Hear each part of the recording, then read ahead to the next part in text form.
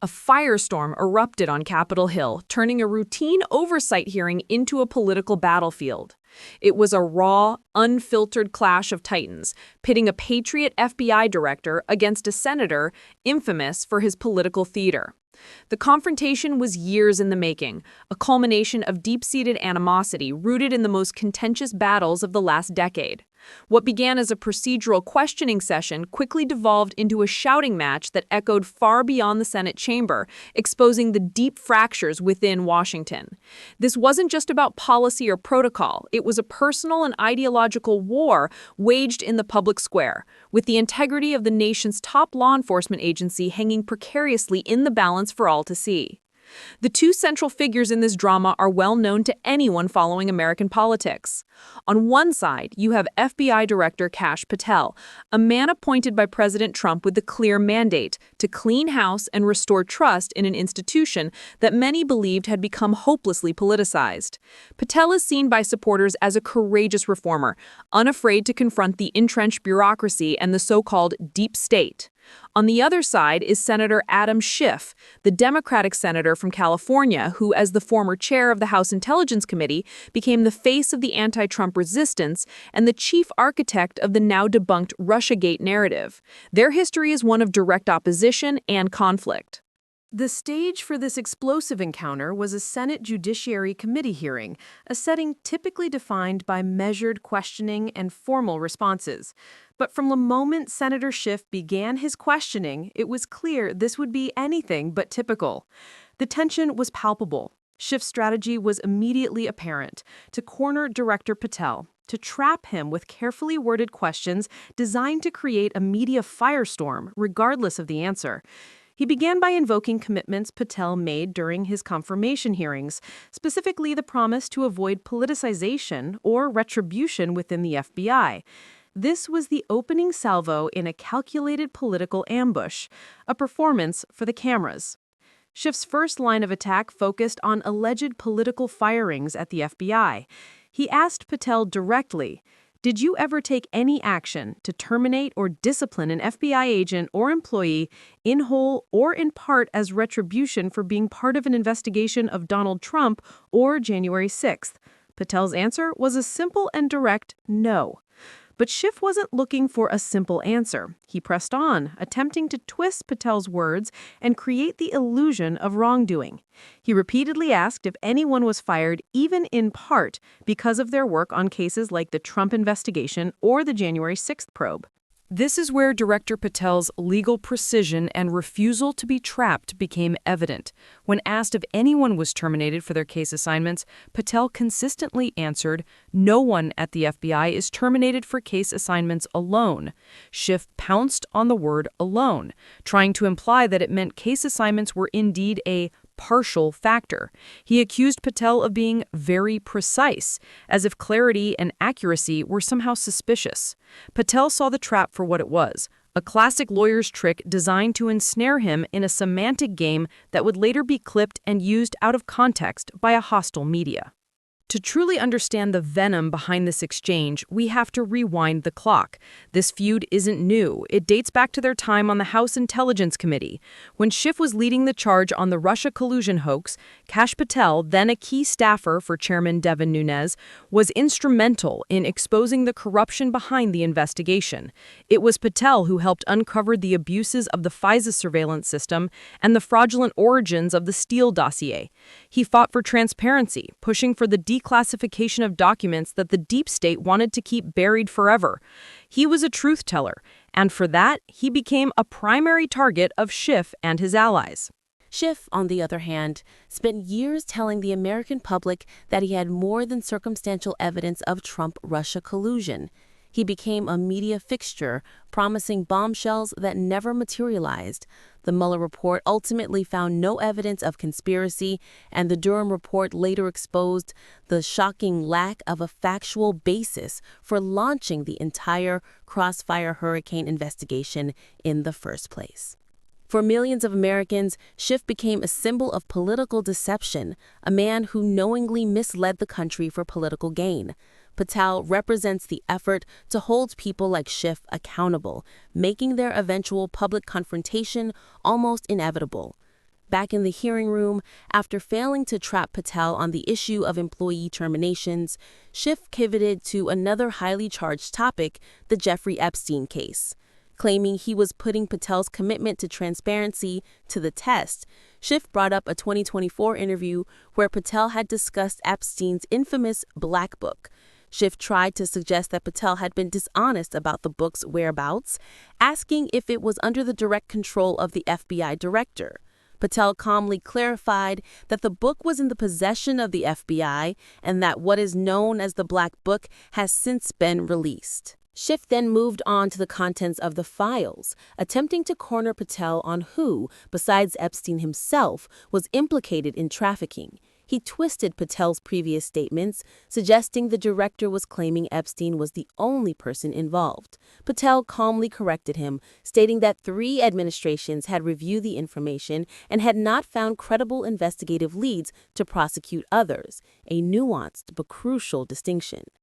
This line of questioning was another transparent attempt by Schiff to create a misleading narrative, suggesting the FBI, under Patel, was somehow covering up for powerful individuals, a truly baseless and cynical accusation. The true flashpoint of the hearing, the moment that ignited the screaming match, came when Schiff brought up Ghislaine Maxwell, Epstein's accomplice. Schiff noted that after an interview with President Trump's former lawyer, Todd Blanche, Maxwell was transferred to a minimum security prison, one he claimed was unsuitable for a sex offender. He then demanded to know who made that decision and why. Patel gave a straightforward answer: the Bureau of Prisons. This simple, factual response was apparently not the answer Schiff was looking for. He wanted a conspiracy. This is where Schiff's contempt for the intelligence of the American public became breathtakingly clear. He sneered at Patel's answer, mockingly asking, "The Bureau of Prisons decided on their own, without any consultation with Blanchard or anyone else, that they were going to suddenly, after this interview, move her to a prison not suitable for a sex offender. You want the American people to believe that? Do you think they're stupid?" That accusation, that Patel believed the American people were stupid, was the final straw. After enduring a barrage of bad faith questions, loaded language, and outright distortions, Director Patel had clearly had enough. The dam of professional restraint broke, and he responded not just to the question, but to the years of slander and deception personified by the man sitting before him. It was a moment of pure, unadulterated political combat, a patriot refusing to be lectured by a proven charlatan. The room fell silent as Patel, interrupting Schiff, finally unleashed his frustration with righteous fury. Here is what Director Patel said, in his own words. No, I think the American people believe the truth that I'm not in the weeds on the everyday movements of inmates. What I am doing is protecting this country, providing historic reform, and combating the weaponization of intelligence by the likes of you. But he was just getting started. What followed was one of the most blistering takedowns ever witnessed in a Senate hearing.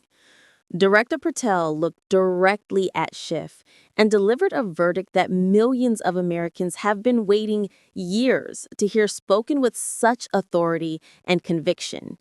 He held nothing back, laying the blame for years of division and deceit squarely at the senator's feet. This was more than a response. It was a public indictment of Schiff's entire career and his corrosive effect on American politics and institutions.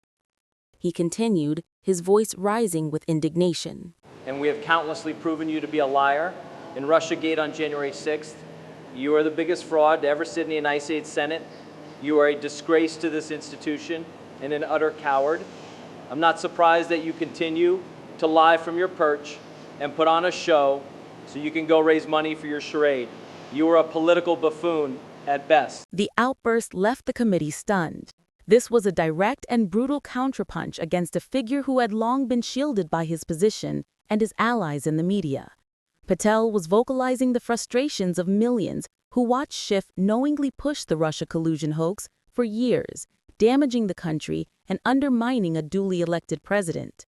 Patel called him a liar, a fraud, and a disgrace, not as a personal insult, but as a statement of fact backed by a mountain of evidence, from the Mueller reports to the declassified documents that Patel himself helped bring to light.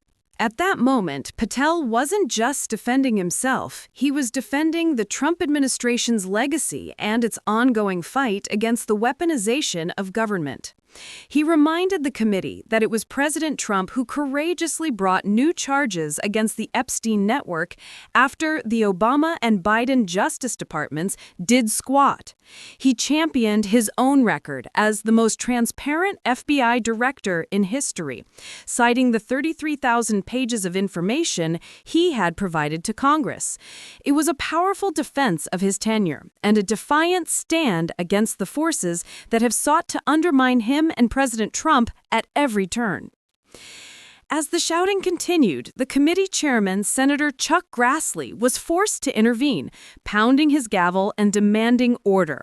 "Both of you be quiet," he commanded, a stark admission that the proceedings had spiraled completely out of control.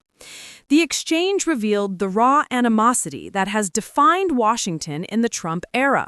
It was a clash between two irreconcilable worldviews, one that sees our institutions as tools for political warfare, and another that seeks to reclaim them for the American people by exposing corruption and demanding accountability, no matter how powerful the offenders may be.